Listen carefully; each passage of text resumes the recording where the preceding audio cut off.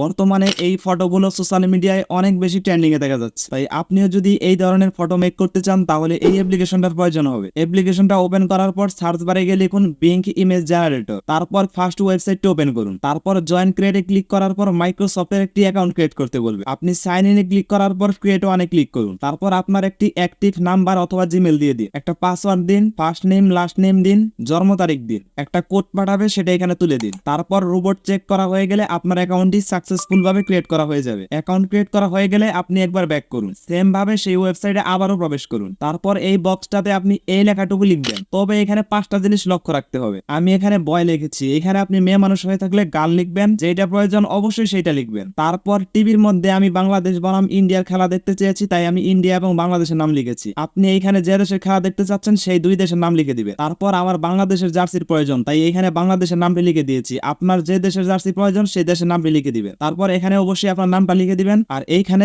জার্সির যে কোডটা আপনার পছন্দ সেই কোডটা লিখে দিবেন। তারপর ক্রিয়েটে ক্লিক করে দিন, ব্যাস আপনার কাজ শেষ। আপনি এআই কে যে কমেন্টটি দিয়েছিলেন কয়েক সেকেন্ড অপেক্ষা করার পর সেই রেজাল্টটা আপনার সামনে চলে আসবে।